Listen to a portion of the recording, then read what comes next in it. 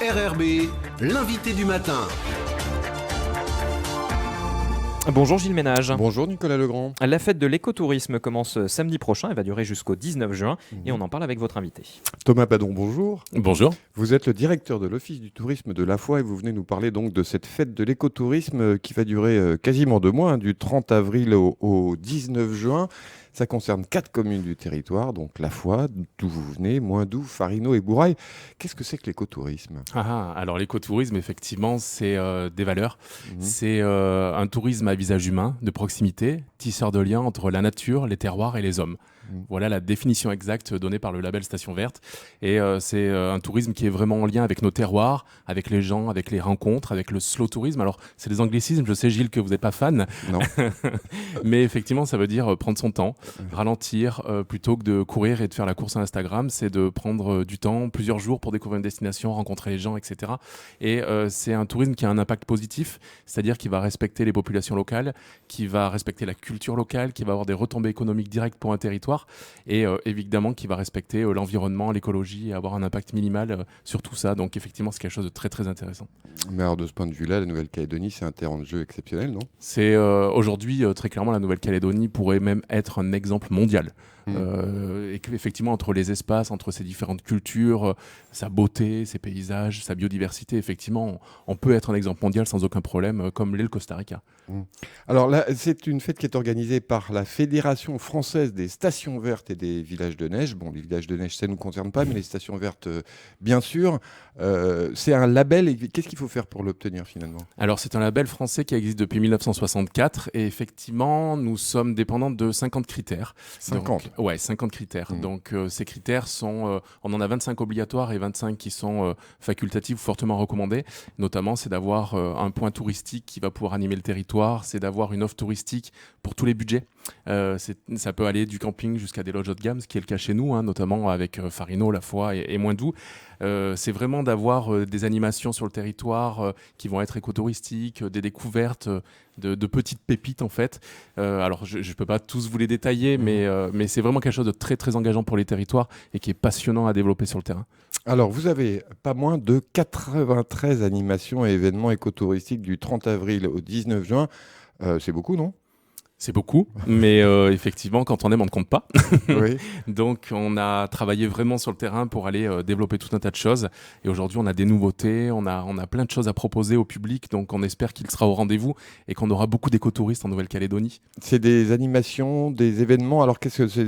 Rentrons un peu dans le détail. Qu'est-ce qu'il y a comme animation principale ? Alors, on va avoir des événements, on va dire, classiques autour desquels on va s'articuler. Notamment, on a le raid de la Coast to Coast qui a lieu ce week-end, le festival Sublimage qui fait étape à la fois. Oui, parce que vous les 4 intégrez mai. des événements existants à l'intérieur de ça. Tout à fait. Par contre, il y a des critères obligatoires. Effectivement, il faut que ça soit des choses en lien avec l'environnement, avec tous les critères de l'écotourisme.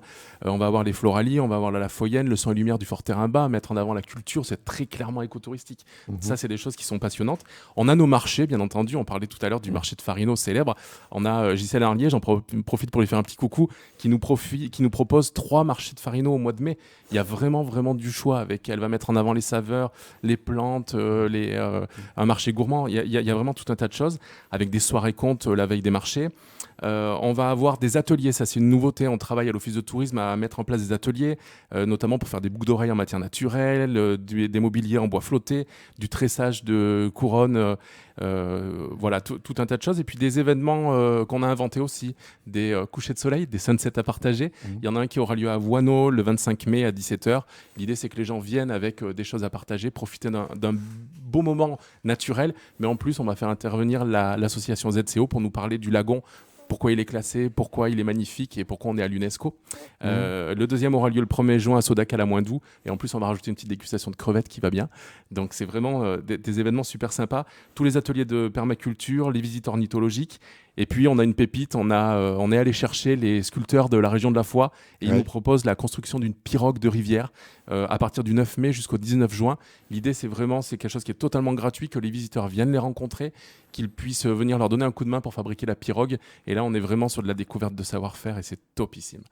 Est-ce que ça veut dire que ce genre d'événement, ça peut, par exemple, inciter un certain nombre de Calédoniens à découvrir, à redécouvrir leur propre territoire dans son côté, son caractère authentique? C'est très clairement notre objectif. Aujourd'hui, si on veut avoir un impact positif sur l'environnement, c'est aussi de proposer aux habitants, aux locaux, nous c'est le tourisme local qui nous intéresse, même aux Lafoyens, je parle aux Lafoyens, aux Farinois, aux gens de Moindou, venez à l'office de tourisme, à votre office de tourisme, et on va vous proposer tous ces petits événements, ces petits ateliers pour redécouvrir aussi vos propres communes. Donc ça, c'est très intéressant. C'est pour ça qu'on a mis notamment des jeux concours en parallèle, une géocachette. Donc avec les familles, vous venez, vous allez chercher des petites cachettes dans les 4 communes de façon à gagner un séjour dans un hébergement. On fait des découvertes 100% vélo, 100% rando. Donc ça va tout à fait pour les habitants. Et les escapades en photo, donc les amateurs de photos, ça c'est très très écotouristique. Partent, il faut qu'ils nous ramènent un album photo de 5 à 10 photos.